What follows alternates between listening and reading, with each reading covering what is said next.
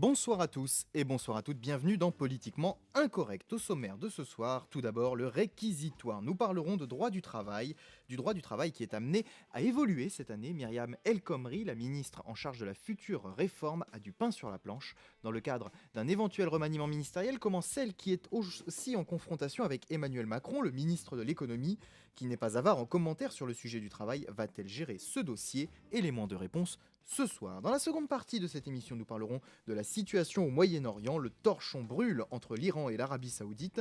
Nous verrons le contexte et nous nous interrogerons sur les répercussions pour la France. N'hésitez pas à poser vos questions ou à réagir sur le Facebook ou le Twitter de Politiquement Incorrect. Enfin, coup de projecteur pour terminer. Et bien, une fois n'est pas coutume, nous en avons maintenant l'habitude. C'est totalement autre chose qu'une fois n'est pas coutume, mais c'est pas grave, nous en avons l'habitude ce soir. Nous parlerons d'un coup de projecteur du monde cinématographique. Les mecs n'ont pas de chance de Gian Lorenzo qui sera avec nous dans l'émission. Nous sommes le jeudi 21 janvier 2016. Il est un peu plus de 20h et nous sommes ensemble pour Politiquement Incorrect numéro 109. C'est parti. Politiquement Incorrect. Le jeudi sur Radio Rec. Présenté par Nicolas.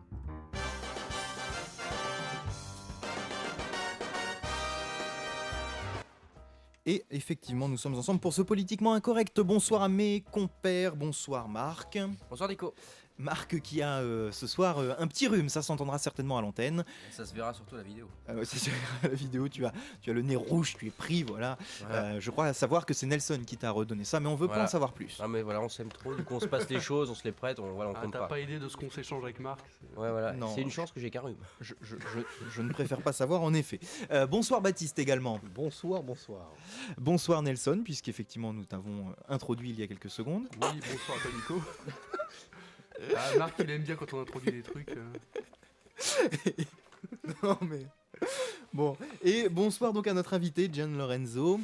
Bonsoir. Qui est donc italien, Oui. effectivement, et nous reviendrons dans la dernière partie de cette émission, mais n'hésite pas à intervenir tout au long de l'émission si tu as des choses à dire, des questions à poser ou des réactions à ce que l'on pourra dire. Et on va commencer par un sujet bien français finalement, bien français, en tout cas dans son application, puisqu'on va parler du droit du travail français, même si le droit du travail existe dans de nombreux pays évidemment, c'est le réquisitoire.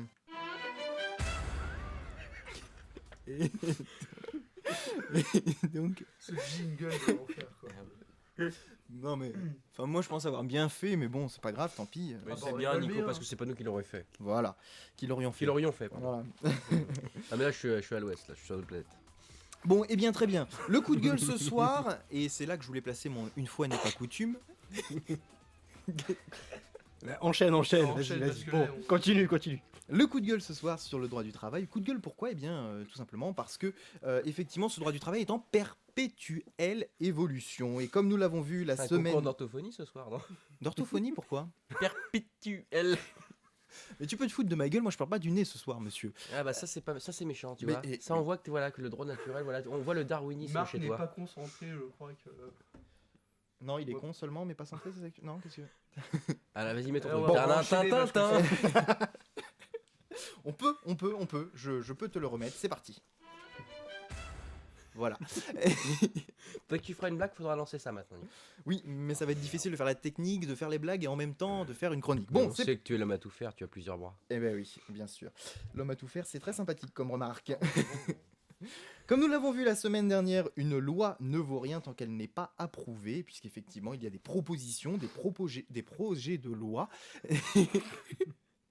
Messieurs, ça suffit. Je prendrai rendez-vous, t'inquiète pas.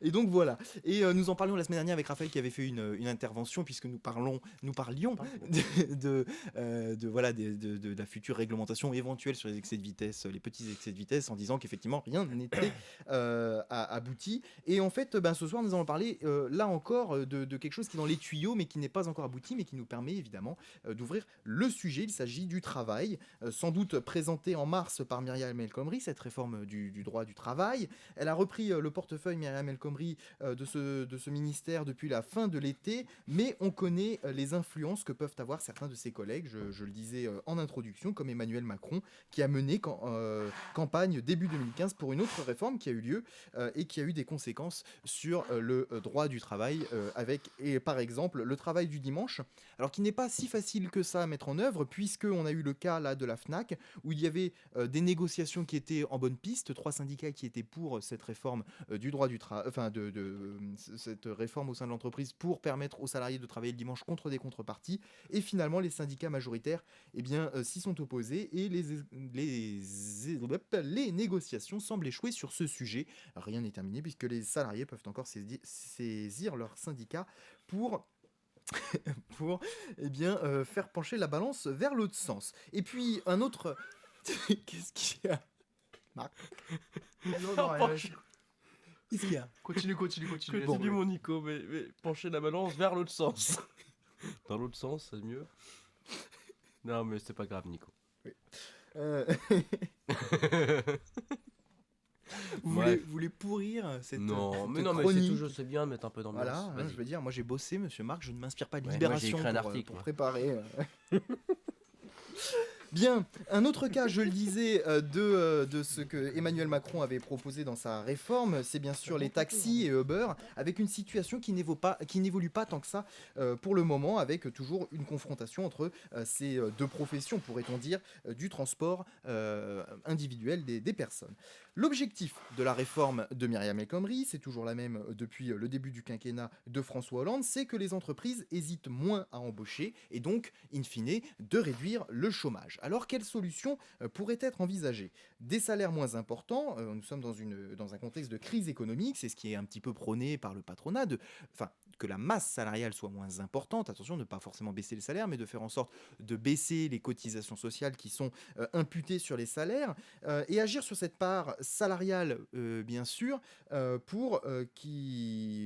donc effectivement faire en sorte bien que le travail coûte moins cher aux entrepreneurs. Alors évidemment, cette solution aurait un problème qui est bien sûr le fait qu'il y aurait moins de recettes pour l'État-providence, c'est-à-dire pour les prestations sociales qui ont lieu aujourd'hui lorsque vous tombez au chômage, lorsque vous êtes malade, en accident du travail, ou encore tout simplement que vous êtes en arrêt maternité, voilà, hein, bien sûr.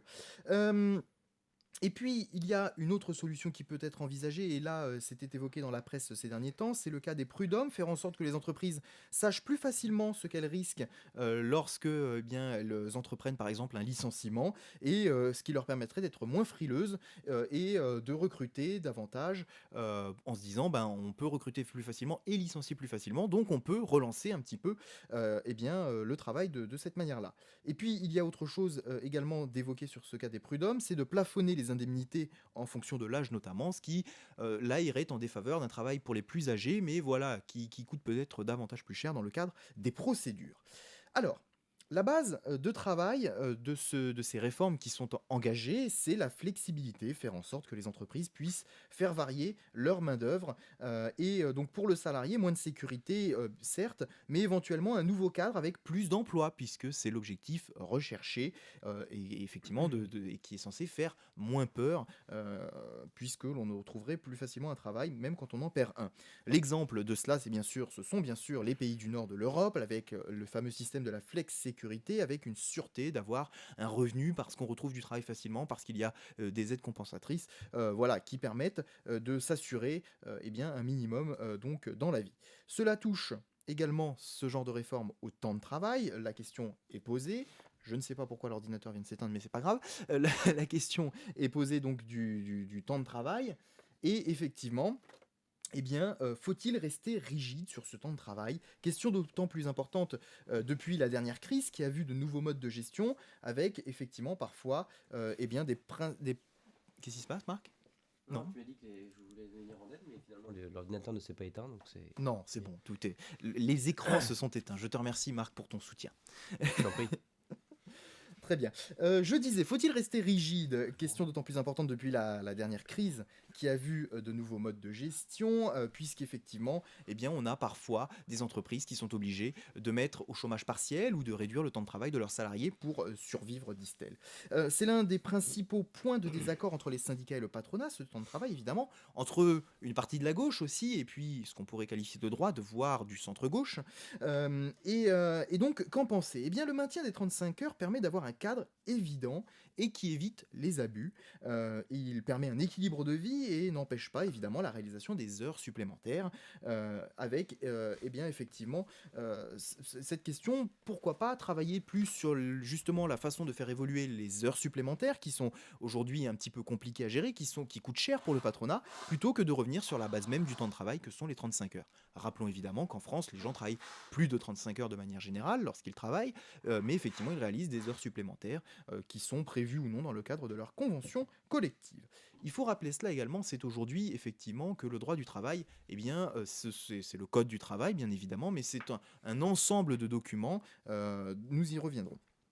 Il y a la volonté de choisir effectivement aussi au plus près des salariés, c'est-à-dire de rouvrir le dialogue social au sein des entreprises, l'organisation d'un dialogue avec des décisions dans chaque entreprise, qui est suspendu finalement, je trouve, à la compétence des représentants et des dirigeants de ces entreprises, au fait d'avoir plus ou moins de facilité à s'exprimer avec ces dirigeants et pour les syndicats de bien défendre les employés. Rappelons qu'il y a évidemment plusieurs catégories d'employés. Il y a les salariés classiques, les employés justement, et les cadres.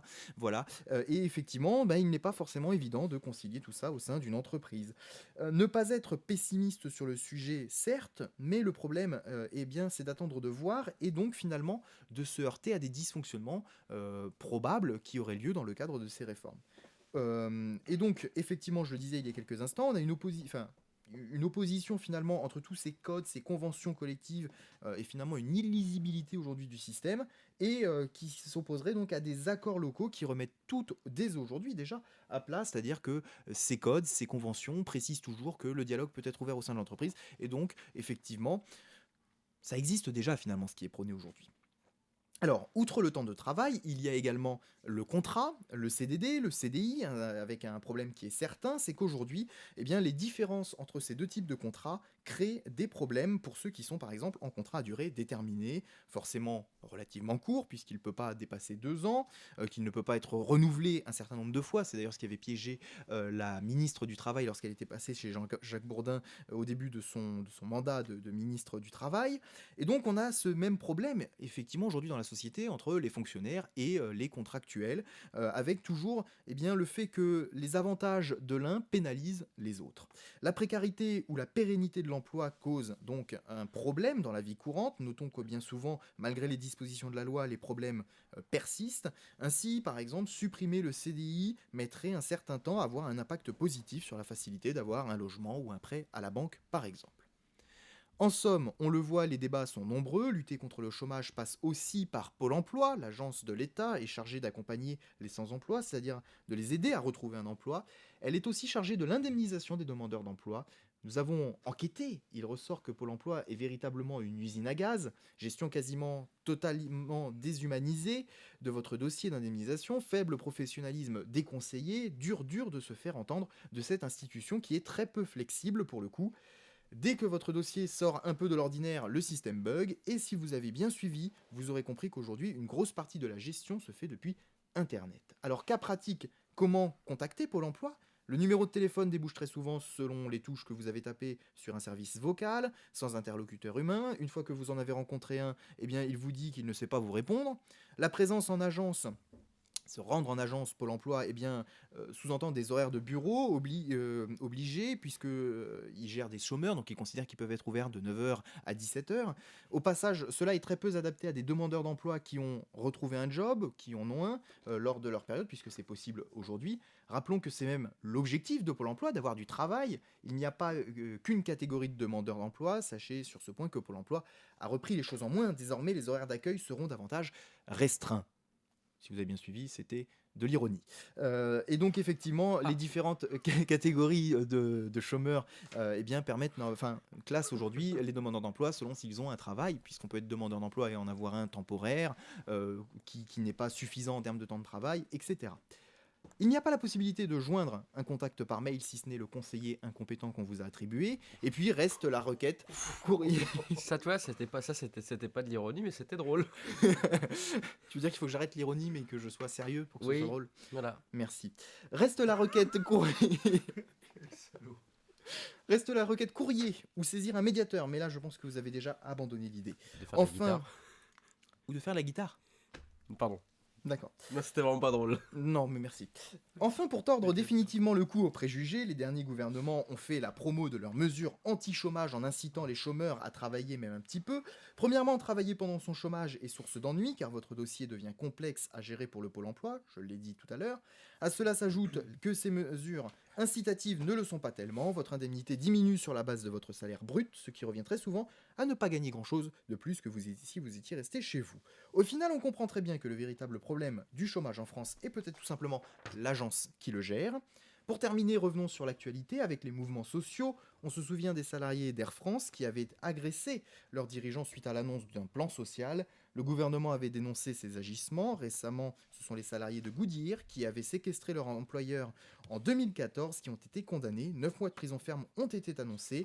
On comprend mieux alors les réactions des syndicats qui sont frileux à l'idée de flexibiliser le monde du travail. Le monde va si vite aujourd'hui que l'on annonce des réformes en permanence. Un nouveau plan pour l'emploi s'ajouterait à la longue liste en cours, sachant que les résultats tombent toujours ensuite. Par exemple, on assiste en ce moment au premier pas de la prime d'activité qui remplace la prime pour l'emploi et le revenu de solidarité active, le RSA, mis en place par Martin Hirsch il y a quelques années. Nul ne peut dire quel sera le résultat de cela. C'est aussi le problème du calendrier politique actuel qui va tellement vite que l'on n'a pas le temps d'aller au bout des idées. Voilà, messieurs. Bah, merci Nicolas pour cette chronique. Je crois qu'on va passer au sujet suivant. Bravo. C'est marrant, je sens que les applaudissements ne sont pas francs, messieurs. On peut taper plus fort si tu veux, mais. Marc, nouvel arrivant sur le monde, sur le marché du travail, qu'est-ce que t'inspire Attends, faut ce que tu te portrait remettes là parce que. Non, mais je trouvais que ce que tu disais était assez juste. Bon, c'est vrai que je suis assez d'accord sur le fait que Pôle emploi aujourd'hui est une organisation qui gère assez mal les demandeurs d'emploi, je suis d'accord, mais bon, je trouve que le problème, c'est qu'il ne faut pas tant en vouloir aux conseillers qu'à l'organisation même, c'est-à-dire au Bien fait évidemment. que les lois. Donc voilà, je pense que tu as été. Bon, on te connaît, donc on sait ce que tu penses et on sait. Enfin, je sais ce que tu penses vraiment, je sais que tu n'en veux pas vraiment aux conseillers qui doivent suivre une grille de recommandations, donc ça, bien évidemment. Après, je remarque à titre personnel que le problème de toute directive et de toute loi ou de toute réglementation, c'est que des fois, ça peut désavantager certains et ça peut faire bénéficier d'autres, en faire bénéficier d'autres. Donc c'est évidemment un problème. Mais alors, je ne sais pas si à titre global de la population, je ne sais pas si ça dessert ou ça sert plus les gens. Ça, je ne peux pas savoir. Je sais qu'à titre personnel, moi, je parle là du code du travail, en tout cas des droits, des droits du travailleur. Je sais que j'aurais pu bosser, mais voilà, tu es au courant, j'aurais pu bosser, mais pour des raisons, étant donné que c'était une activité dite en plus de mon activité principale, accessoire, je n'ai pas pu enseigner, c'est-à-dire autrement dit qu'il y a une lutte en fait pour bosser, avoir plusieurs boulots entre ceux que l'employeur principal est censé garantir, tout ce qui va être assédique, chômage, tu as parlé justement aujourd'hui de le fait de tomber malade ou quoi, l'employeur principal doit payer tout ça. Et certaines entreprises qui emploient en plus d'une activité principale ne veulent pas parce que être employeur principal pour ces raisons, c'est-à-dire de ne pas payer tous ces droits sociaux et autres. Donc ça c'est la première chose. La deuxième chose, j'ai l'impression que notre situation est purement la situation dans laquelle on est purement française, parce que bien qu'il y ait des mouvements sociaux un petit peu partout dans le monde, j'ai l'impression que ces mouvements sociaux sont faits pour plus travailler. Aujourd'hui, nous en France, on est accroché aux 35 heures, on est accroché à beaucoup de choses, et on se plaint qu'il y ait du chômage. Alors, je veux bien que ça choque les gens qui sont aujourd'hui non pas en 35 heures et qui sont en 35 heures et qui ne veulent pas aller au-dessus. Autrement dit, si vous modifiez le régime de 35 heures, rien n'empêche un patron de pouvoir vous dégager. Bon, vous aurez un chèque de sortie, mais rien n'empêche votre patron de pouvoir vous dégager pour quelqu'un qui accepterait de faire 42 heures par semaine. Imaginons qu'il travaille le dimanche, je donne un exemple bête en tout cas. On est d'accord que cette mesure irait à l'encontre du chômage, c'est-à-dire qu'elle augmenterait le chômage. Oui, Forcément, c'est si vous augmentez le temps de travail, ce qui est prôné aujourd'hui, C'est ce que je, c'est ce vous que, augmentez le chômage. c'est ce que je dis. Donc c'est pour ça que Bien sûr. je suis Mais il tout à faut fait. l'affirmer davantage. Ben, je l'affirme davantage et tu l'as très bien fait pour moi, donc c'est très bien. Donc je remarque que voilà, il y a des possibilités il y a des possibilités d'ouverture sur certains domaines. Or là, ce qui est choisi entre guillemets comme solution, ça me paraît totalement incohérent. Et je pense que tu l'as bien démontré au fil de ta chronique. Sur le plan après, j'allais dire plus général et plus global, je pense qu'il va falloir énormément réformer, mais réformer de manière intelligente. C'est-à-dire que si on voit que les 35 heures butent sur quelque chose, moi je pense qu'il faudrait tout simplement réformer le fait d'avoir la réglementation pour avoir plusieurs employeurs. Parce qu'aujourd'hui, c'est plutôt une solution pour ceux qui veulent bosser plus et éventuellement plus de 45 heures. Je pense qu'on devrait autoriser avoir une activité secondaire qui nous permettrait de faire, je sais pas, 50 heures de travail par semaine et que ce soit bien payé. Aujourd'hui, j'ai pas l'impression que ce soit le cas et que ceux qui sont attachés au régime de 35 heures ne veulent pas changer. Voilà, j'arrête là-dessus, je constate juste que je suis d'accord avec toi sur ce point, qu'il y a un problème d'incohérence dans le fait de vouloir réformer ce qui est déjà en place. Voilà. Merci Marc, on va demander à Nelson qui souhaitait réagir et puis ensuite on demandera peut-être à John Lorenzo s'il a quelques mots à nous dire peut-être sur l'Italie, savoir si c'est un petit peu pareil ou pas qu'en France. Non, là, c'est Nel, oui. assez pire la situation, si je peux me permettre. En France Mais- ou en Italie? Non, en Italie, je Ah. disais justement. Mais même si je connais pas trop la situation là, politique, je vois quand même qu'il y a une certaine paresse, mais aussi le côté de la corruption en Italie marche toujours.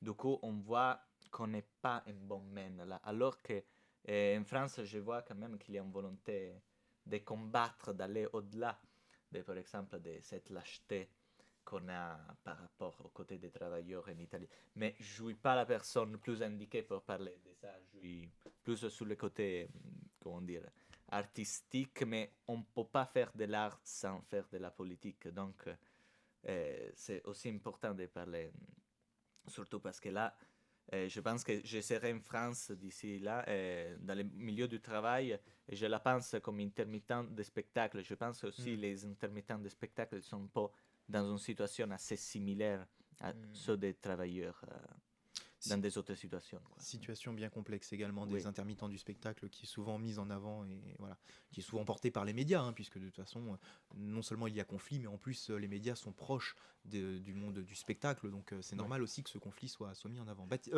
Nelson, pardon. Encore, non mais Ah, sérieux, et- c'est... C'était. Non mais c'est intéressant ce qu'il dit, notamment sur les intermittents du spectacle. C'est une question que je me suis posée. Pardon, je t'ai coupé ton micro. C'est une question que tu t'es posée. Tu as oui. coupé mon micro? Non, non, c'est bon, mais 2 secondes le temps parce que je voulais supprimer. Il aurait pu te Marc, couper autre chose. Non alors, mais enfin bon, les deux cons. Voilà.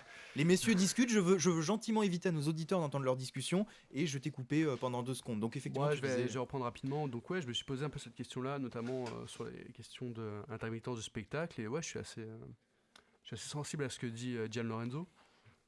Sachant qu'en France, intermittent du spectacle, ça rime quand même un petit peu de près ou de loin avec chômeur, si tu veux. C'est-à-dire qu'on passe un peu pour des glandeurs. C'est-à-dire que le non-travailleur en France, il a quand même une image qui est un peu particulière. On le fait passer pour un feignant, on le fait passer pour ci, on le fait passer pour mi.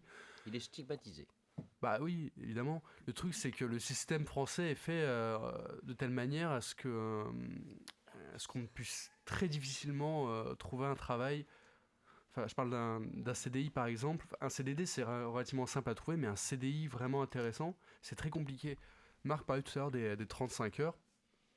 Je crois pas qu'on puisse se permettre aujourd'hui, avec le taux de chômage qu'on a, de passer à plus de 35 heures. C'est-à-dire que... Alors, si je puis me Non, permettre, non, mais, le enfin, constat qui est fait de base sur les 35 heures, je le défends pas spécialement, mais le constat qui est fait, c'est qu'en fait, aujourd'hui, les gens travaillent plus de 35 heures, mais sont payés plus cher. Donc l'objectif de supprimer les 35 heures, c'est d'éviter de payer les gens plus cher finalement. Bah oui, c'est pas non mais l'idée c'est pas de les payer plus cher, c'est que tout le monde puisse avoir un boulot parce qu'il y a Bien plein de sûr. gens qui Non, mais j'apportais la justification de ceux qui portent cette Oui, voilà. réforme. et je pense que augmenter les 35 heures, je suis pas sûr que ce soit enfin faire plus de 35 heures, je suis pas sûr que ce soit une solution. Et je pense qu'il y a avant tout un gros problème de chômage parce qu'il y a plein de gens qui bossent pas, qui produisent pas de richesse parce qu'au final c'est ça qu'on demande à un travailleur, c'est de produire de la richesse. Et donc du coup c'est les gens qui sont quand même payés Ces gens-là, par exemple, si on les faisait produire une richesse, enfin, si on leur filait un boulot, déjà, ça ferait plus d'acheteurs, parce qu'ils seraient plus payés, ils auraient plus d'argent à investir dans, je sais pas, dans n'importe quoi, dans les télé et tout. Donc, économiquement, c'est beaucoup plus intéressant que quelqu'un qui n'a pas de revenus. Et, enfin, voilà, j'ai à repartir, mais en fait, non. Et ouais, enfin, plus il y a de travailleurs, plus il y a de mecs qui sont payés, plus ça fait des revenus. Et c'est comme ça qu'on enrichit un pays, selon moi. Et augmenter, enfin, faire des temps d'heures enfin, plus de 35 heures, je trouve ça contre-productif, en fait. Enfin, c'est vrai que sur l'idée, quelqu'un qui travaille plus, pour lui, c'est mieux. Enfin, il se fait plus d'argent, etc., etc. Mais sur le plan d'un pays, enfin, à l'échelle d'un pays plutôt, je trouve ça contre-productif. Marc pour Je- je- répondre et puis ensuite on conclura. J'apporterai juste une petite pas rectification. Je serai plus nuancé que Nelson parce que pour moi, Non, mais je ne évidemment, veux enfin, le, je tiens que à le dire fait. que ce que je dis, c'est quand même très extrême. Enfin, c'est pour Non, faire non, une mais je idée. comprends, non, mais Ouais. je voudrais préciser. Ce qui me dérange, le fait qu'on puisse augmenter les 35 heures, moi je suis pour, mais je ne veux pas que ça desserve ceux qui ont signé ou qui se sont adaptés sur un système de 35 heures. Je ne veux pas que ça soit stigmatisant pour ceux qui aujourd'hui sont à 35 heures en disant bah, vous ne faites pas 35 heures, maintenant on peut travailler l'équivalent de 42 heures par semaine, voire plus. Du coup vous êtes dégagé parce que vous ne voulez pas faire 35 heures et que l'autre il peut faire 50 heures. Donc évidemment je ne suis pas pour ça. Notamment parce qu'il y a aussi un rythme de vie à respecter. Je veux dire qu'on s'est basé sur le rythme de 35 heures depuis qu'on travaille ou depuis que les gens travaillent en majorité. Donc on ne peut pas réformer ça d'un seul coup, c'est pas possible. Ça c'est la première chose. Mais la deuxième chose, moi je remarque qu'à chaque fois ce débat du droit du travail se pose toujours dans l'immédiateté. Qu'est-ce que je veux dire par là? C'est que quand on pose la question dans l'immédiateté, on répond tout de suite. Or, ce qu'il faut penser, et c'est un petit peu la logique du développement durable, c'est préserver notre système actuel, enfin notre planète pour les générations futures. Et bien là, ça serait éviter de faire les mêmes erreurs qu'on a fait dans le passé. Parce que qu'est-ce qui cause aujourd'hui le chômage? C'est certes qu'il y a une transformation de la société, c'est-à-dire qu'aujourd'hui, on est beaucoup plus dans les formations ou dans les métiers qui concernent le tertiaire, tout ce qui est cette modification du travail qui a eu lieu.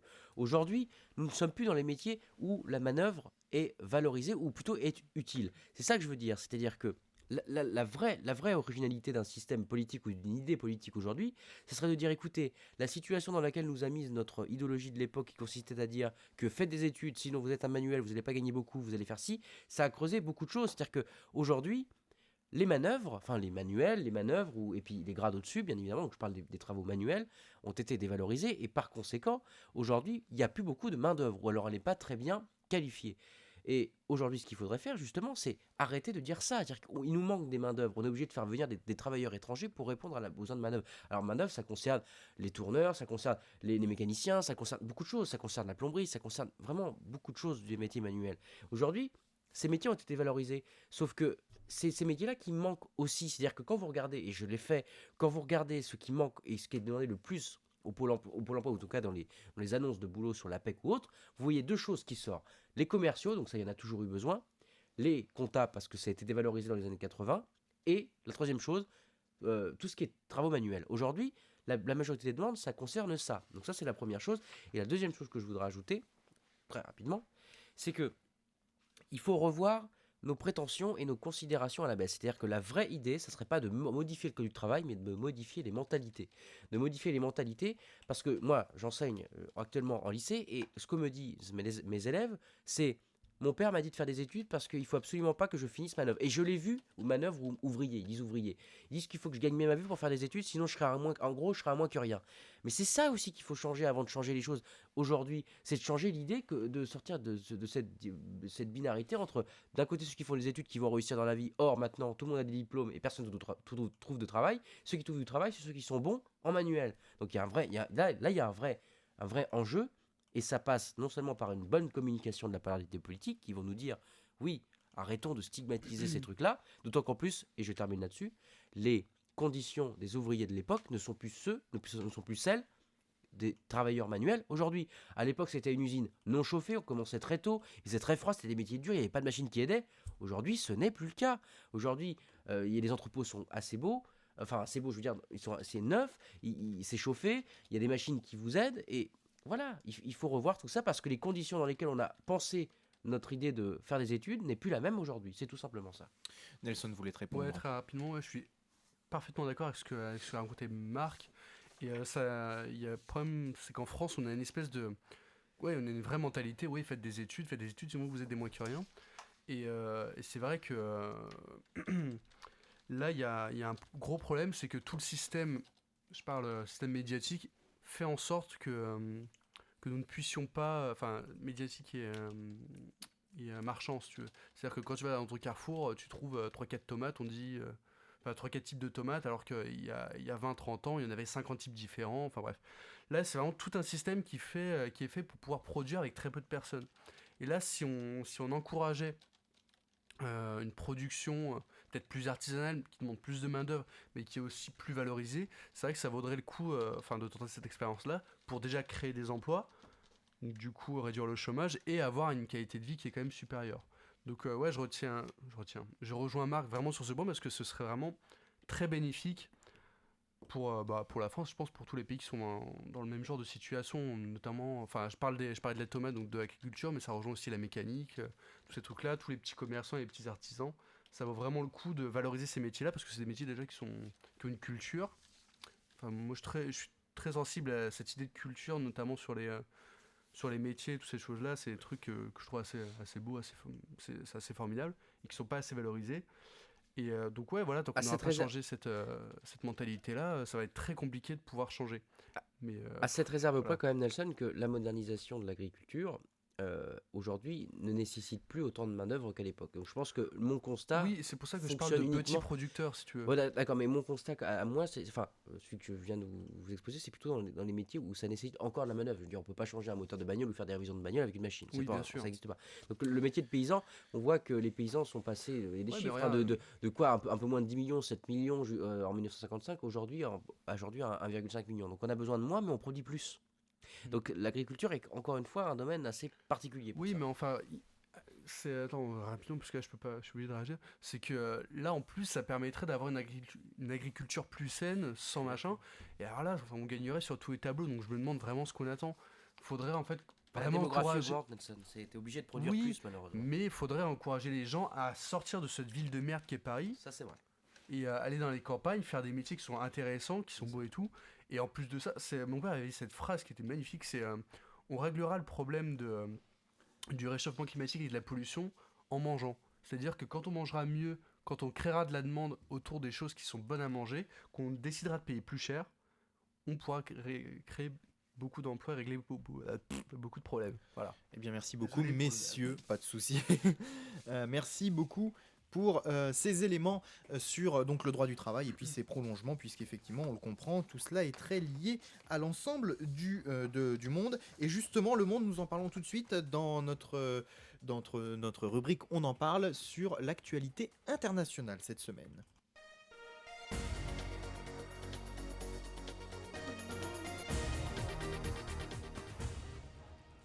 Voilà, très beau jingle effectivement que nous propose Radio Rec pour cette chronique. Je pense que messieurs vous en êtes d'accord. Oui. Voilà. Marc, je me tourne vers toi, non pas innocemment, mais effectivement, eh bien, nous tournons dans ces cas-là, quand il y a de l'actualité internationale, vers notre spécialiste. Afrique, Moyen-Orient, tous Alors, ces Afrique, sujets surtout n'ont Afrique, hein. pas de secret pour toi. Voilà, on salue tous nos confrères, hein, évidemment. Hugo, Louise, Nico, qui sont partis à l'étranger, dans des régions diverses et variées. Et effectivement, du coup, comme ils sont tous partis, ben, tu vas devoir te coller à la tâche de nous expliquer un petit peu ce qui se passe. Alors, que se passe-t-il en Arabie Saoudite et en Iran, en Iran, oui, Oui. puisqu'effectivement, il y a un problème. Des conséquences, il y en aura certainement, puisqu'effectivement, il s'agit de pays exportateurs de pétrole, et on sait à quel point l'Occident est intéressé par la question du pétrole. Et avec une actualité, c'est que l'Arabie Saoudite a accusé mardi la République islamique d'Iran d'avoir causé la discorde, trouble et chaos, entre guillemets bien sûr, au Moyen-Orient, alors que la communauté internationale tente d'apaiser les tensions entre les deux puissances régionales. Et c'est le Figaro qui dit ça. Depuis la révolution iranienne, l'Iran a établi un record de propagande, la discorde, les troubles et le chaos dans la région. Voilà pour la phrase exacte, a indiqué. Donc c'était un responsable non identifié. Ça veut dire que les sources sont très sûres pour ce coup-là. Tout ça fait Du ministère des Affaires étrangères, qui est cité par l'agence SPA. Voilà, pardon Nelson? Non, rien. Ah bon, tout est vérifiable. Marc, effectivement, ce que tu vas nous dire ce soir est vérifiable? Tout est vérifiable, bien évidemment. Non, ce qui m'intéresse, bon, je suis pas comme Nico qui était là avec nous il y a encore peu de temps, spécialiste des questions du Moyen-Orient, enfin du Proche-Orient, du Moyen-Orient, et des questions des pays du Golfe. Je remarque par contre, après m'être renseigné, que ces conflits sont d'une certaine... Il y a un certain parallèle avec les conflits africains, dans la mesure où, en Afrique, on remarque très bien que tous les conflits qui sont présents aujourd'hui, que ce soit le Mali, que ce soit la Centrafrique, que ce soit la Côte d'Ivoire, que ce soit les pays de l'Afrique de la Corne, dont la Somalie, l'Éthiopie, l'Érythrée, le Kenya, tous les conflits qui sont présents aujourd'hui sont des conflits qui sont anciens. Et en m'enseignant, je remarque que le conflit saoudien et irano-saoudien est un conflit, encore une fois, ancien. Alors attention, il faut faire extrêmement attention à une chose, c'est-à-dire que les conflits sont anciens, mais il y a des nouveautés qui arrivent. C'est-à-dire que le conflit Iran-Arabie Saoudite est ancien, il a plus de 2 siècles, mais qu'est-ce qui vient aujourd'hui changer la donne? Ce qui change la donne, c'est qu'il y a des raisons géopolitiques et religieuses qui changent la donne. Alors déjà, l'Iran est un pays majoritairement sunnite. Je rappelle que les sunnites sont une minorité des musulmans, font partie de l'islam, qui sont musulmans, mais ils sont chiites. Ils représentent 15% de tous les musulmans de la planète. Autrement dit, c'est quand même une minorité dans le monde musulman. Les chiites, avec 2 i, sont des minorités. Les sunnites sont majoritaires. En Iran, vous avez donc majoritairement des chiites. En Arabie Saoudite, majoritairement des sunnites. Ça, déjà, il y a dans l'histoire du Proche-Orient, dans l'histoire du Moyen-Orient, même s'il ne s'appelait pas comme ça à l'époque, il y a cette opposition entre chiites et sunnites. Ça a toujours été comme ça. Mais ce qui change, c'est qu'aujourd'hui, vous avez l'Arabie Saoudite qui est une forme de... les deux sont des théocraties, les 2 pays, l'Iran et l'Arabie Saoudite sont des théocraties. Mais vous avez d'un côté, donc tu as parlé de l'Iran, c'est un pays qui est issu, un pouvoir politique théocratique certes, mais qui est issu d'une révolution. Et vous avez d'un côté une monarchie, l'Arabie Saoudite, qui est une monarchie religieuse. Donc déjà sur le plan théologique, et même théocratique, tout l'oppose. Sur le plan religieux, donc je dis, les chiites s'opposent aux sunnites depuis la nuit des temps. Ensuite, vous avez des questions qui sont quasi géopolitiques, dans la mesure où ces 2 puissances que sont à la fois l'Arabie Saoudite et l'Iran prétendent toutes les 2 représenter le monde musulman. C'est-à-dire à chaque fois, ils pensent pouvoir avoir un leadership sur le monde musulman, sauf que avoir un leadership sur le monde musulman suppose d'avoir une cohérence dans le monde musulman, ce que l'Arabie Saoudite ou l'Iran ne peut pas annoncer de manière claire, dans la mesure où le monde musulman est séparé entre sunnites et chiites. Ça, c'est un point tout à fait fondamental. Et ensuite, le point qui est évident, c'est que dans le système actuel, dans les systèmes internationaux, dans la politique, tu l'as parlé justement que les organisations internationales essayent de régler le conflit entre les 2, chacun reste campé sur ses positions. C'est-à-dire que l'Iran va mettre en avant certains crimes qui ont été commis par le camp des sunnites, par le camp de l'Arabie Saoudite. L'Arabie Saoudite dit que l'Iran a causé, de par sa population, des massacres. Donc c'est une question insoluble, et c'est pour ça qu'il y a une certaine forme de cohérence avec les conflits africains, c'est-à-dire qu'on a l'impression que ces populations, tout oppose ces populations, sauf que là, ce qui cause le grand drame, c'est que l'Iran concentre majoritairement des chiites et l'Arabie Saoudite majoritairement des sunnites. Donc, surtout, c'est la résonance, j'allais dire quasi régionale, quasi régionale, qui risque d'enflammer les pays voisins, le Yémen, le Liban et autres pays. Par exemple, je pense à la Syrie, à l'Irak. Je rappelle qu'en Irak, l'Irak aussi est un pays où on comporte des sunnites, des chiites et des chrétiens. Et je rappelle qu'en Irak, il y a une minorité chiite qui se fait taper dessus depuis longtemps. Je rappelle que le bouquin dont j'ai parlé la dernière fois, qui était le bouquin de Joseph Fadel, Le prix à payer, raconte l'histoire de ce chiite musulman qui se convertit au christianisme et qui, de fait, même avant d'être chrétien, dans une minorité qui n'était pas acceptée, avait subi une forme de stigmatisation parce qu'il était chiite. Donc voilà pour le côté super rock'n'roll de la musique. Je pense que tu peux. Vas-y, ordent. Ouais, Holiday on Ice. Donc, voilà. Nos auditeurs n'auront pas compris, parce que si je ne dis pas de bêtises, à moins que ce soit un petit peu, ça n'était diffusé que dans le studio. Mais Ah bah pardon. Ah bah nous, Bon, on il y a a eu, entendu, il y a, ouais, bref, il y a c'est eu, sûr. il y a eu une coupure. En plus, il faut rajouter à ça le fait que ce monde arabo-musulman comporte d'énormes ressources en pétrole et en gaz. Donc ça rajoute de la complexité. C'est-à-dire que maîtriser un territoire, c'est maîtriser ses ressources. Donc on rajoute de la complexité au problème. Et d'un côté, sunnites et chiites estiment qu'ils ont tous les deux été renforcés par le camp adverse, par des frères ennemis. Donc c'est un conflit, encore une fois, qui est quasi insoluble, mais ce qui est plus grave encore, c'est surtout que on risque une contagion quasi régionale entre ces pays du Moyen-Orient. Voilà pour l'essentiel. Et en tout cas, on remarque encore une fois une permanence, c'est-à-dire des oppositions quasi ethniques, quasi religieuses, ethnico-religieuses dans ces pays du Moyen-Orient, ce qui nous fait un bon parallèle avec l'Afrique pour l'observateur de la vie africaine que je suis. alors voilà, Bravo. décidément, C'est renversant ce que je dis. c'est notre soirée effectivement. Bon, une situation qui est assez complexe. Merci Marc. J'ai une discrétion. Oh là là. Mais voilà, messieurs, est-ce que vous avez des questions à poser à Marc qui nous a un petit peu éclairé sur la situation?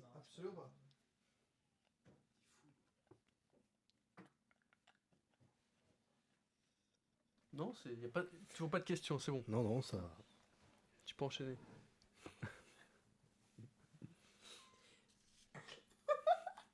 Moi qui fais rien. Ouais, Merci. j'ai un bouton sur le nez. Bon, bah, on va Moi qui te fais rien. enchaîner. Hein. On va enchaîner, oui, messieurs. Oui. Avec. On va y aller, alors. Qui m'a imité là? Nico. Oui, Marc. Ah non, non. C'était tout sur le sujet, pardon, Marc. Oui, enfin, à moins que mes spécialistes. Un article oh, plus ou moins complet quand même. Bah non, mais très complet. Non, mais je préfère demander. Je voudrais pas que Marc me dise après l'émission Non, non. que j'ai oublié de l'interroger sur Non, non. sur une question très très précise que pourrait être la question suivante. Moi, je Euh, sais que Baptiste est spécialiste du Moyen-Orient, donc je voudrais pas. Non, mais concrètement, est-ce qu'on va payer voudrais notre pas, essence plus cher dans les prochaines semaines? Ah, il y a moyen. Il y a moyen. Non, mais non, la raison, non, ça c'est une bonne question, même si ça n'a rien à voir avec le sujet.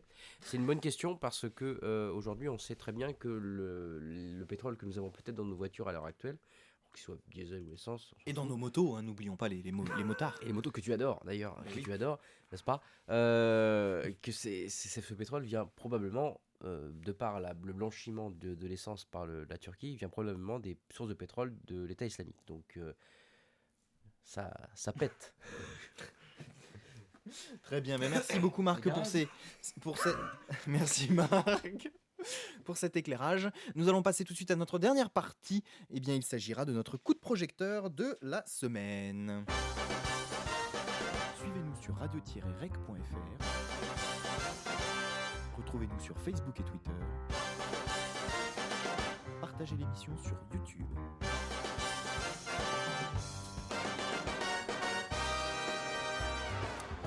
Et j'ai oublié sur le précédent sujet de vous indiquer, enfin sur les précédents sujets où on entendait parler de toutes ces grandes questions d'intervention notamment, puisque, enfin, on a parlé du Mali très brièvement en disant voilà tous ces conflits etc qui existent, de vous conseiller d'aller voir cette vidéo. On voit un humoriste, Jérémy Ferrari, puisqu'on est dans une émission, on rigole beaucoup ce soir. Je vous propose effectivement d'aller voir cet extrait sur YouTube. Jérémy Ferrari dans On n'est pas couché la semaine dernière, qui interpellait le Premier ministre. Même si je pense que Marc aurait beaucoup de choses à dire sur ce qui s'est dit et sur les travers qu'ont pu avoir l'un et l'autre durant cette confrontation, effectivement on vous conseille de regarder pour voir un petit peu comment un humoriste peut aussi poser des questions, je trouve, pertinentes, voilà, sans pour autant avoir tous les éléments. La bonne remarque aussi. Pardon Marc? Jean Dormesson, c'était lui qui était là la semaine Oui, dernière. tout à fait, pas dans notre émission, mais qui était là, on n'est pas Si, couché. il était là. Effectivement. Il était là, il était à la place de John Lorenzo. Voilà, effectivement. Eh bien, justement, très belle transition. Merci Marc. J'en Nous prie. allons parler de ce film que tu as vu, Nelson. Oui, je l'ai vu cet après-midi. Et donc, ouais, j'ai beaucoup aimé. Les mecs n'ont pas de chance.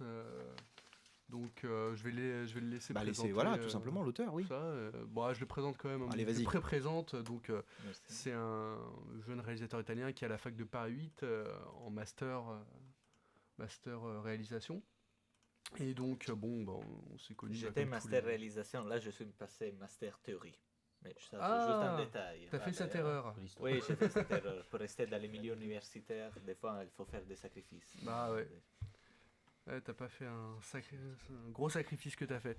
Et donc, donc j'ai découvert, il m'avait dit qu'il faisait des films, on me proposait d'en voir un, et puis ouais, j'ai beaucoup aimé, du coup, j'ai pensé le faire venir pour qu'il présente son film à la radio. Je pense que c'était une bonne chose à faire.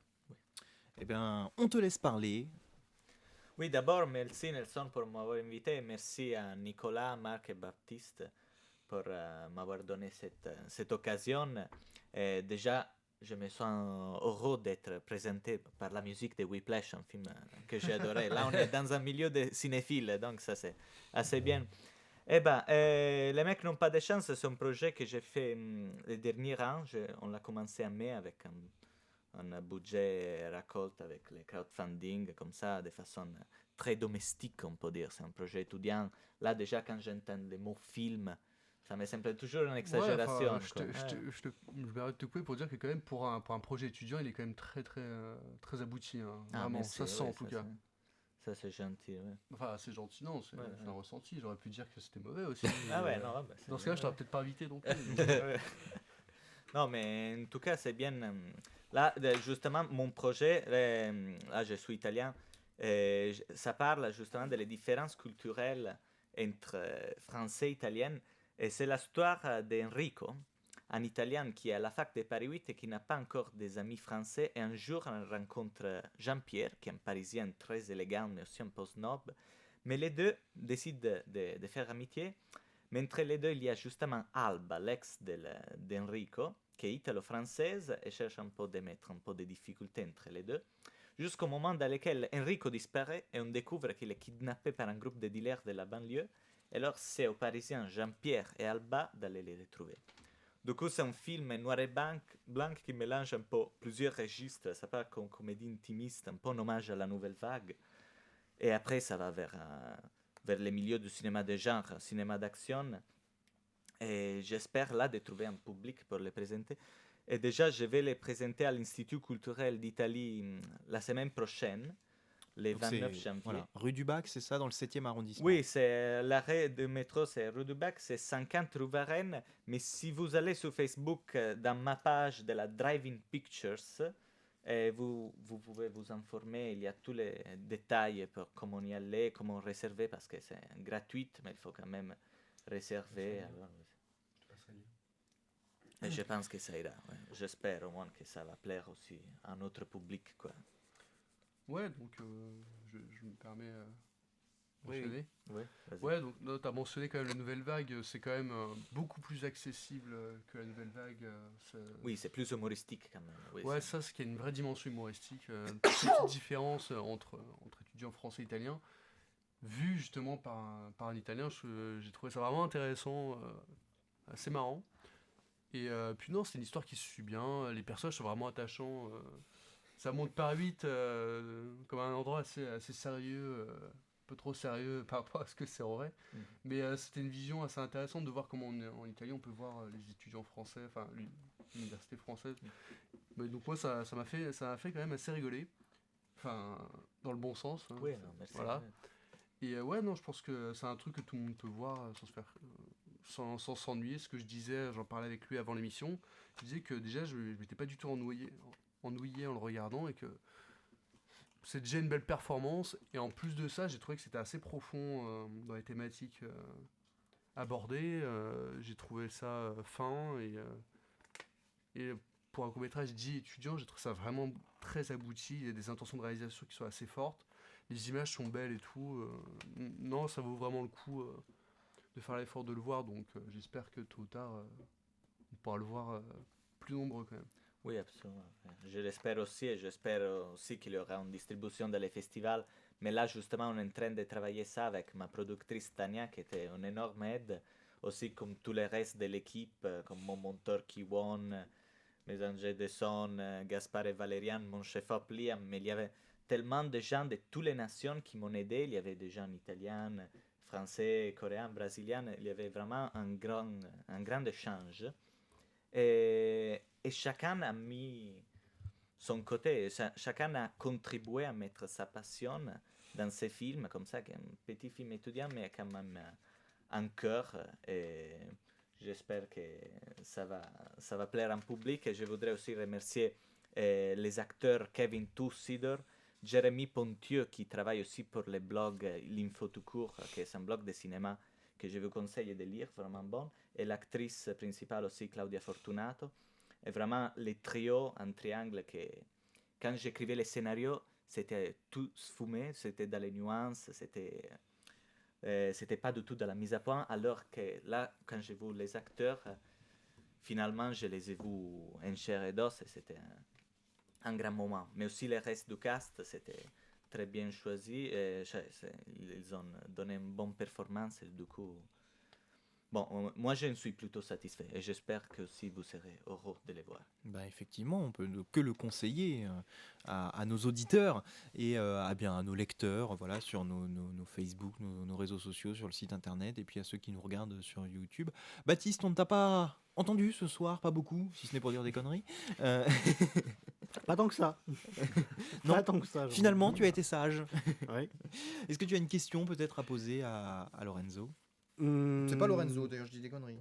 Non, si c'est ça. Non, moi c'est Gian Lorenzo Lombardi, Gian Lorenzo, tous voilà. les noms complets, mais d'habitude on m'appelle Gianlo. Jean-Lo, Oui. voilà. On va faire plus court. Non. non, peut-être plus. Peut-être plus vis-à-vis de Nelson, vends-moi le film. Tu connais mes goûts, tu sais ce que j'aime.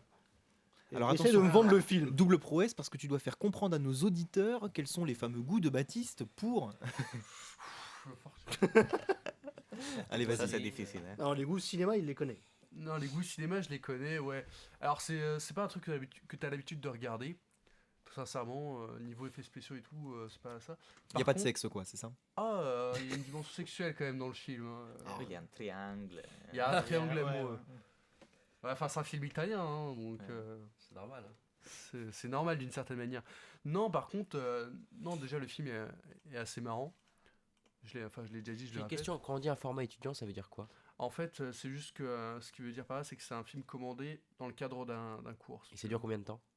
C'est 35 minutes. D'accord. Du coup, C'est c'est un même moyen pas métrage d'accord, ouais. déjà. Ouais, c'est ça. Donc c'est vraiment un gros boulot. Moi, Oui, je c'est un l'ai- moyen métrage, c'est ça? C'est ça que je vous l'ai disiez. vu pour avoir vu des tonnes de films étudiants qui sont longs, qui sont mal foutus. Enfin, c'est normal, hein. Enfin, je veux dire, quand t'es étudiant, c'est le moment où il faut se planter. En l'occurrence, le film est réussi, je trouve. Et ouais, donc pour répondre à la question de Baptiste, selon tes goûts, bah, c'est assez marrant de voir qu'il prend des références de films d'auteurs qu'on pourrait trouver comme étant très chiants. Enfin, j'utilise des gros mots, hein, on n'est pas à ça près. Comme étant assez chiant et de tournant de façon assez habile vers quelque chose d'humoristique, il y a un peu de moquerie derrière. Surtout, moi, ce qui m'a fait, ce que j'ai trouvé assez irrésistible, c'est la façon dont tu voyais les étudiants français, le mec ultra chic, non, mais tu peux pas comprendre, la nouvelle vague, c'est un truc super, gna gna gna. Je trouvais que c'était une approche assez amusante. Moi, j'ai un peu la même des Parisiens. C'était une critique assez marrante. Et puis, le fait que ça part sur la fin en espèce de kidnapping, film d'action. Je trouvais que c'était un retournement assez inattendu, un peu à la une nuit en enfer, au milieu du film. Je sais pas pourquoi, d'un coup, ça change de couleur. Ouais, j'ai trouvé ça vraiment bienvenu, je m'y attendais pas du tout. Et c'est assez couillu, j'ai envie de dire, pour un film étudiant, de changer complètement de style au milieu, c'est assez couillu, et puis honnêtement, ça mérite d'être vu. Oui, et d'habitude, les professeurs n'aiment pas ce genre de film. Là, justement, la soutenance, ils m'ont dit, ah, si on commence avec un genre, il faut rester attaché à ce genre que je trouve en folie. Je sais pas vous, mais... Mais après, faut savoir que dans les facs, ils essaient de te former à préparer le concours de la FEMIS. Et généralement, la FEMIS déteste quand tu changes de genre. C'est un truc un peu... Par exemple, pour donner un exemple très concret, c'est-à-dire que quand tu filmes une scène avec un personnage, Ouais. la lumière est d'à côté du personnage, tu dois mettre la caméra du côté de cette lumière-là pour voir bien le visage du personnage. Or, pour donner un côté dramatique, dans le cinéma américain, on met la caméra de l'autre côté Mhm. pour avoir plus une silhouette, donner un peu plus de corps au sens de l'image Ouais. et pas tellement au jeu de l'acteur. Et ça, c'est un truc à la famille, ils ne supportent pas. Enfin, entre guillemets, hein, c'est accepté, c'est bien vu. Mais c'est un truc qui déconseille plutôt. Voilà. Et je trouvais que dans le cadre universitaire, oser des trucs comme ça, c'était toujours bienvenu. C'est toujours bien vu d'oser des trucs.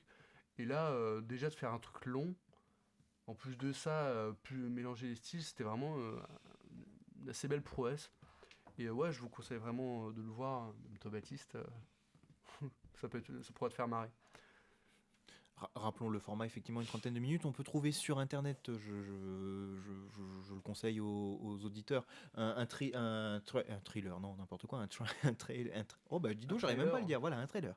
Effectivement, pour vous donner envie, pour vous mettre en appétit sur effectivement ce moyen métrage réalisé par notre invité de ce soir, effectivement, Marc, toi qui as aussi des origines italiennes finalement, rien de comparable. Sardaigne, attention. Oui. Pas mal. Non, moi je me posais la question en tant que profane, parce que je connais absolument pas le cinéma. Dis pas Je- ça, si, bah dis si, pas si, ça. si, non mais si, vous parlez de Mais le caméra, de cinéma- style de caméra, etc. Moi je ne connais pas les planches, voilà, avant que tu m'expliques que c'était un plan séquence, je savais pas, donc Oui. si, je suis un profane. Mais Je c'est pas une comprends. question- Moi ce que je me demande c'est combien débat de qu'on aura temps une de autre fois. travail il faut faire pour... combien de temps de travail il faut pour avoir un film de 35 minutes. Ça c'est une question que je me pose. Ah, ça, c'était un sacré boulot, effectivement. Déjà, c'était fait dans le cadre d'un master de réalisation à Paris 8, donc 2 ans de travail, mais après, il y avait des professeurs qui posaient leur point de vue, etc. Donc, il y avait parfois des obstacles. Mais oui, j'ai commencé mon scénario à Rome. Mm. Et après, pour être admis, il fallait écrire au moins 5 pages du scénario. Et après, j'ai continué à l'écrire une fois que j'étais là, que j'étais admis à Paris 8. Et après, j'ai trouvé finalement cette collègue à moi, Tania, qui m'a aidé dans la production. On a cherché le budget avec le crowdfunding et tout ça. Et donc, déjà, un an et demi passe comme ça. J'écris 35 pages, il faut les réduire à 27. Après, on filme en 7 jours, on fait le casting, on filme en 7 jours, mais c'est surtout le procès de montage Qui est long. qui est long. Oui, on a travaillé à peu près 3 mois avec Kiwon, ce monteur qui était un ami des amis comme ça, mais qui était totalement un génie, qui a tout de suite compris le style du film, alors qu'il venait d'habitude, il montait des films dramatiques. Et là, on est encore en train de réviser les mixages, donc ça fait presque 3 ans de boulot. Oui, donc On ça met fait, plus de temps à filmer ou à monter? Non, à monter. À monter. absolument. Non, mais par contre, à filmer, on met beaucoup plus de fatigue physique, Oui. alors que quand on monte, c'est plutôt de la fatigue cérébrale. Donc ça, c'est des trucs aussi. Eh bien, comme quoi, finalement, ça touche à tous les sens, Nelson. Ah ouais, mais évidemment, enfin, moi pour m'y être essayé et m'être lamentablement vautré, enfin pas tant que ça, hein, il y a 2-3 trucs, je suis assez fier, mais je les montrerai jamais. Non, c'est très très compliqué. Moi je sais que l'écriture, c'est un truc, j'ai horreur de ça. Et c'est vrai que quand t'écris pas très bien, filmer quelque chose, c'est très compliqué. Un scénario de film qui dure 1h30, c'est combien de pages? C'est à peu Alors, près il- 90 pages. On peut Ah, en dire, fait, ouais, c'est ça. Il y a une base à peu près, c'est une page, c'est une minute dans un scénario. D'accord, c'est ça que je voulais savoir. Ouais. D'ailleurs, j'ai quand même une petite question un peu personnelle. C'est ce que ton film, ça a quand même une dimension un peu autobiographique, non? Oui, un peu, mais après, ça va dans les côtés grotesques. Mais je suis parti d'un côté personnel, mais aussi des gens que je connaissais. Parce qu'une fois que j'étais en Erasmus, ici, dans la période 2011-2012, je suis réussi à avoir des amis français, même si au début avec des difficultés pour la langue, etc. Mais je suis rentré dans les milieux. Mais j'avais beaucoup des amis italiens Erasmus qui étaient toujours dans les mêmes coins. Alors je suis parti des 2 points de vue. De mon point de vue, que je suis entre les 2 groupes, et de l'autre groupe, de l'autre point de vue du groupe des Italiens qui reste toujours entre eux. Mais Enrico, le personnage, c'est un peu de tout ça, mais en plus, j'ai mis un peu de côté un peu impitoyable de certains personnages de la comédie italienne. On peut trouver un peu de Nanni Moretti dans ces personnages, on peut retrouver un peu de Gansman dans Les Pigeons. Il y a des références aussi de la comédie italienne qui m'ont marqué dans la construction de ces personnages. Et là, je voudrais aussi me souvenir d'Ettore Scola, qui est disparu l'autre jour, qui était un des grands maîtres de la comédie italienne écrit Les Fanfarons, Il Sorpasso, il a réalisé La Terrasse, Nous nous sommes tant aimés, qui sont des films qui m'ont marqué en tant que roman, en tant que cinéphile, en tant qu'être humain. Et j'aimais ça aussi de les conseiller à notre public et à notre conducteur aussi, à nos conducteurs. Effectivement, très. Eh bien, merci beaucoup en tout cas d'avoir été Merci à présent vous. ce soir. On attend, puisqu'on a depuis 3 semaines maintenant, depuis la rentrée, cet espace coup de projecteur. Voilà, la semaine dernière, on parlait on parlait de quoi? Oui, De on parlait film. de Chroma, pardon, excusez-moi. Chroma la semaine dernière. La semaine d'avant, c'était un film dont j'ai aussi. C'était Quentin Tarantino. Voilà, effectivement, qui est sorti récemment et que Nelson conseillait d'aller voir. La semaine dernière, tu conseillais donc Oui, Baptiste. Puisqu'il l'a vu entre temps, il n'a pas aimé Baptiste. Ah, alors Baptiste, tiens, bah voilà, J'ai justement. vu les 8 salopards. J'allais dire, on attend la chronique de Baptiste bientôt quand même pour nous dire 2-3 Moi, petits c'est mots. la contre-chronique en fait. Alors vas-y, C'est tiens, une semaine après celle de Nelson, je commande ce qu'il a mais recommandé. vas-y, c'est très intéressant puisque justement on a quelques instants avant de terminer là. Je te propose effectivement de revenir peut-être en 2-3 mots sur ce film que Nelson décidément, vous conseille d'aller voir et effectivement, j'ai envie de dire même ce que Baptiste va vous dire, allez le voir justement pour faire votre propre idée justement de ce film. Et je crois que j'en suis à mon 3e justement d'affilée et là ça fait le 4e. Baptiste, qu'en a effectivement pu. C'est un bon C'est film. venu nous dire. C'est un bon film, mais je me suis fait chier. Non. Non, c'était, je sais pas, j'avais l'impression que c'était Tarantino qui a un peu pris trop ses habitudes de tournage en fait, mais un peu trop abusé. C'est beaucoup trop de tarantinoïsme. C'est n'importe quoi. C'est que du dialogue qui part dans tous les sens. On adore ça chez Tarantino. On adore qu'il fasse des dialogues bien couillus, mais alors là, il abuse quoi. Là, c'est que ça. Je préfère un film avec que des one-liners bidons que là Ouais, si, un les film avec que one-liners. En fait, c'est l'impression que c'est que le film, il est fait avec du dialogue qui est que juste l'intro de Reservoir Dogs. En fait, à C'est- one-liner, juste, je précise, Préciser. c'est une punchline. Je donne un exemple. Il y a un mec qui vient se faire tuer et t'as le héros qui dit repose en pièces. Tu vois, c'est un petit trait d'humour, la bonne phrase qui va bien au bon moment. Voilà, c'est ça un one-liner. D'accord, t'avais pas d'autres exemples? Non, parce qu'en termes d'humour, Oh, Nico, non. juge pas. Hein. je peux me permettre quand même. Elle était Oui, tu sais nulle. de quoi tu parles. Mais Évidemment qui a été nul, on lui demande pas d'être bonne, on lui demande d'être placé au bon moment. Non, mais parce que sinon, tu dis le- d'habitude, repose ça. en pièces. S'il vous plaît. Je finis vite fait Vas-y, ma Baptiste. critique. Ma critique d'Elias. En Non, gros, tu dis que c'est de la merde. non, mais il est très bien comme film. C'est pas le problème. Il est bien, sauf que j'étais pas trop hypé déjà par le film. Merde, j'avais pas trop d'engouement pour le film. Je te traduis ça. C'est un concours d'anthropologie, c'est Voilà. Baptiste et Nicolas aujourd'hui. Ok, non mais voilà, j'avais pas trop d'engouement pour le film à la base, mais j'étais quand même assez engouement. J'étais assez content quand même de C'est à côté voir, d'Angoulême. parce que Tarantino c'est très sympathique, mais Moi, je sais pas, mais non, les le fans de film Tarantino était, je trouve m'énervent. qu'il était ferme-la, plus jamais ferme-la. Le film, je trouvais qu'il était très mal rythmé en fait, beaucoup de temps mort, et des séquences beaucoup trop longues pour rien. Là, il est vraiment parti des fois même dans un petit peu la sorte de masturbation cinématographique, voilà, le mec est vraiment parti dans tous les sens. Il a voulu bien faire. C'était signé Tarantino, mais il a un peu trop signé en fait. C'est une sorte de parodie de Tarantino faite par lui-même. Je trouvais ça un petit peu ridicule, ce qui fait que pour moi c'est pas un grand Tarantino. Il restera en dessous de Reservoir Dogs dans le genre des huis clos de sa cinématographie, mais pour moi ça restera pas dans les annales de. Je sais Ça- pas si c'est notre pas dans mon invité top 5 l'a de vu, Tarantino, non quoi. John Lorenzo, est-ce que tu... Oui, moi je l'ai vu et je dois dire que par rapport à la partie, par rapport aux premières 30 minutes, je suis d'accord qu'il y avait des dialogues un peu longs, il y avait une préparation un peu trop exténuante dans lesquelles déjà elle dit ah regardez comment j'écris bien des dialogues, on aperçoit presque cette... Mais quand il y a cette partie dans la maison, parce que tous les films c'est un intérieur, hein, on aperçoit vraiment un suspense, une tension qu'on n'est plus dans les films western, on est dans les films d'horreur. Alors j'ai bien aimé ce changement de genre et déjà d'un point de vue technique c'est impeccable parce que on a d'un côté le chef-op et Richardson, mais pas, je pense, et la musique en plus c'est de Ennio Morricone que ça donne aussi un côté très marquant. Et en plus, il y a des moments assez puissants comme les monologues de Samuel Jackson, que je ne vais pas spoiler, et aussi des caméos imprévus, on peut dire, et qui me font passionner. Je dis oui, c'est un mineur, mais je dis que aussi c'est un mineur puissant dans lequel il se réaffirme comme auteur qu'il aime bien jouer dans ces éléments de sa filmographie, et il aime bien aussi les parodier.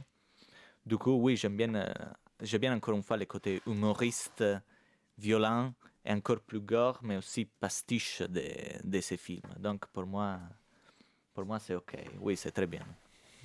Non, Nelson. juste vite fait réagir sur le côté rythmique du film. Moi, ça m'a pas choqué. Pour moi, il est dans la droite lignée de ce que faisait Sergio Leone avec ses films, c'est-à-dire qu'il crée une tension, il tire, c'est la technique de l'élastique, quoi. Il tire jusqu'à ce que ça pète. Et là, en fait, il s'est débrouillé pour que ça tire pendant toute la première moitié du film et ça pète petit à petit jusqu'à la fin. Mais pour moi, c'est dans la droite lignée, ça m'a pas choqué du tout. Enfin, c'est vrai que c'est un peu long, mais moi, je trouvais que dans sa démarche de réalisation, c'était extrêmement cohérent ce qu'il faisait. Non, mais ça se sent, de toute façon, la progression du film, elle est faite comme ça, effectivement, comme il disait, le suspense. Après, je peux comprendre que ce soit. ça tire, Ça le peut problème, être un c'est peu que chiant. ça tire, mais tu Mais compares moi, ça ça aux me anciens dérange non, pas. mais tu compares ça aux anciens westerns, il n'y avait pas autant de dialogue, sans déconner. Non, mais enfin, après, il a essayé de mettre son truc à lui là-dedans. Là, ouais, mais là, il a mis Non, son mais truc à lui, mais là, c'est. Dans son il y a univers, pas ça de- marche très Il n'y bien. a pas de temps mort, déjà, même en termes de dialogue, quoi. Mais enfin, C'est le film et c'est. Tu Ah, veux mais faire les du dialogues sont suspense, tous et les faits. mecs, ils parlent tout le temps, t'as que du dialogue. mais les sur dialogues sont dialogue sur tous dialogue. faits pour faire monter cette tension-là. Oui, mais alors C'est, que justement, les westerns en plus anciennes, de ça, c'était quand même imagine très- que le gars, beaucoup tu plus vois, l'ambiance, Voilà, quand même. imagine un saut élastique, sauf qu'en fait, tu pars d'en haut. Genre, t'as un escalier. C'est un peu le but. Ah non, non, non. C'est le but de ce élastique, tu pars d'en haut. Non, attends, laisse-moi finir l'image. En gros, le mec est accroché en bas, il monte des marches, tu vois. Il monte des marches, les dialogues, c'est des marches, tu vois. Il monte, ça commence à tirer, ça tire. Et une fois qu'il est là-haut, hop, il saute. Il s'écrase bien en bas. Tu vois, c'est ça le film. C'est cette technique de l'élastique là, tu vois. Je pigerai décidément rien au cinéma. Non, ça, c'est au Nelson saut à raconte l'élastique. N'importe quoi, ne t'inquiète pas.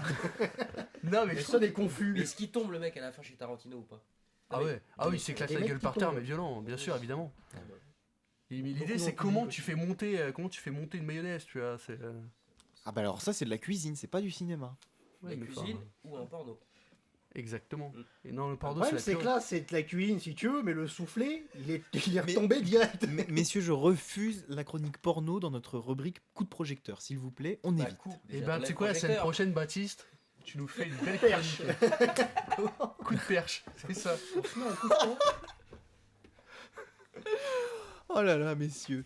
Eh bien, écoutez, si vous n'avez rien à rajouter, si ce n'est effectivement d'encourager nos auditeurs à aller voir, eh bien, les mecs n'ont pas de chance. Ouais, c'est super De cool. Gian Lorenzo, eh bien n'hésitez pas. On rappelle le rendez-vous le 29 janvier à l'Institut culturel italien. C'est dans le 7e arrondissement à Paris. Vous retrouverez toutes les informations. On va essayer de les mettre en ligne grâce à Nelson qui va nous transférer tout ça. Et puis voilà, effectivement, n'hésitez pas à aller voir ce trailer. Je vais pas y arriver ce soir, décidément, en anglais, sur le site. Bande-annonce. C'est en italien. Je peux la mettre, mais c'est en italien. Non, mais c'est italo-français. Le film est italo-français. Oui, mais la bande-annonce commence était en en italien. italien, mais enfin, on comprend très bien ce qui se passe. Ouais. Et, Oui, les- précisons, oui. les Comme trois Comme quarts dans les du 8 film- salopards, il y a une rupture et ça part en français. Non, mais non, pour moi, Non, non, le les film trois est tout quarts à du film fait est en français. est en français et puis surtout il est sous-titré quand il n'est pas en français, Oui, c'est j'imagine. Mais ce que je voulais dire, c'est que la bande-annonce que réclamait Baptiste est en italien, donc effectivement on va pas diffuser la bande-annonce en italien, Baptiste. Je réclame rien, c'est toi qui parles de trailer depuis tout à l'heure. Bah oui, je conseille à nos auditeurs d'aller le voir.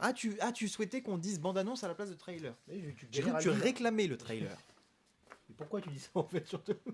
Mais parce que je viens de te l'expliquer, je pensais que tu réclamais la bande-annonce en fait. Non, bah à la limite, mets le lien. Oui, mais on va le Oui, mettre on va le dire. effectivement. Effectivement. Bah, Effectivement. Non mais justement, Voilà, justement. effectivement. Et donc. sur le principe, effectivement. je pense que, messieurs, nous arrivons au terme de cette émission. Oui. Je pense que vous en serez d'accord.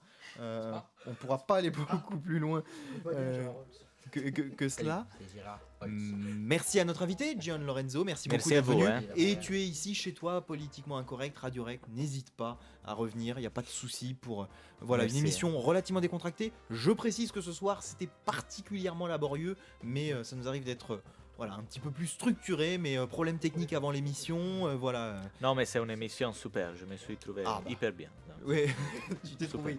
Bon, bah, c'est l'essentiel. Je crois que Baptiste s'est trouvé hyper bien aussi ce soir. Ouais, non, mais j'ai décroché, je crois, à partir du bonjour. J'étais fini. Avant le générique même. Baptiste, le Genre, par contre, sniper de chez lui, l'émission. Le sniper, mais là, je vise autre part. J'étais pas là. Il s'est auto-snipé ce soir, il s'est tué. Lol. Marc, merci. Bon... Marc, merci. Bon rétablissement à toi. Merci Nico. Oui, mais ça se transforme en Bercy, ton merci. On croirait David Pujadas qui dit toujours. On a l'impression qu'il dit Bercy à la fin de ses émissions. mais- Bienvenue dans ce journal. C'est quoi Effectivement, c'est la fin. C'est la fin. Ah là c'est la C'est fin. la fin. C'est la C'est fine. bientôt la fin de ce monde. Je connais pas la suite des paroles. On Tu vas coupe, couper hein. ça. Hein. On coupe au montage.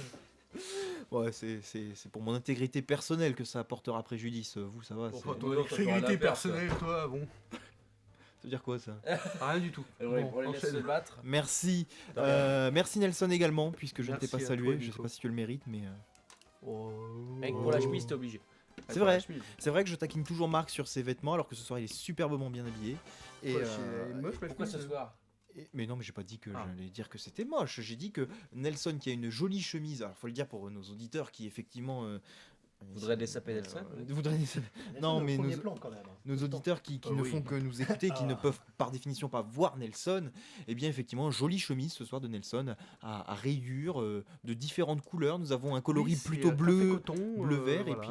et puis du violet rose aussi. C'est très joli Oui, avec du C'est bleu. bien. oui. Il prouve qu'il est pas albinos, le gars. Voilà, je ne m'appelle pas Maxime, moi, Daltonien. monsieur. Daltonien, connard. Daltonien. Pourquoi t'as dit albinos Toi, t'as dit le bilan. Bon, en tout cas, très belle chemise, et effectivement, café coton, bon bah voilà. Et puisqu'on en est à l'heure des publicités, nous l'avions promis. Je vais dire ça, parce que c'est l'heure des pubs. Qu'est-ce qu'il y a Non, mais j'ai Eh, non, mais il on m'a fait la parlé. pub Il pour m'a elle, parlé. justement. Voilà. Non, la publicité, nous avions promis à nos amis du Cappuccino, le restaurant à Gournay où nous allons dîner régulièrement, et bien d'en parler effectivement après l'émission. Ça nous arrive très souvent Oui, c'est bon. de dîner ensemble et d'aller à ce petit restaurant. Donc si vous habitez dans le coin, si vous êtes étudiant ou professeur dans le coin, que vous habitez tout simplement à côté de Champs-sur-Marne, à Gournay-sur-Marne, ou dans les environs, et bien n'hésitez pas à vous y rendre. Ils sont très sympathiques et la nourriture y est fortement bonne. C'est un genre de Pizza Hut, mais en mieux. Ah non, rien à voir. Non.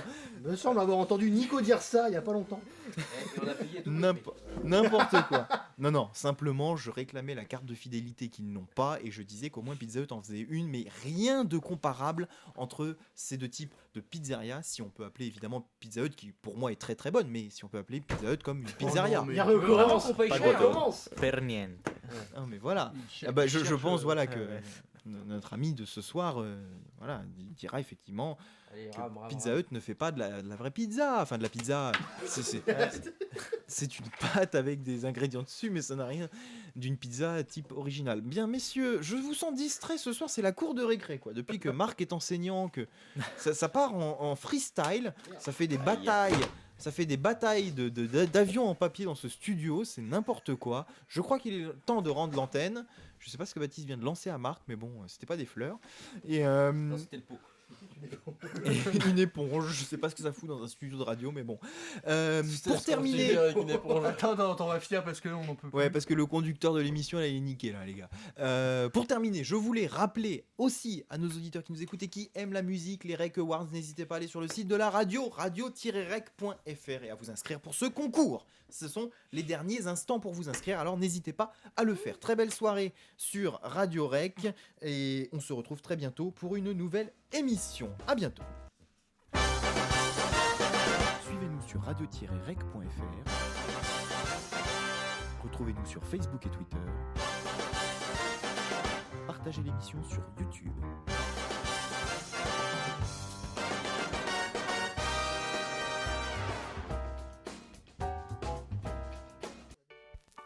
Radio Rêve.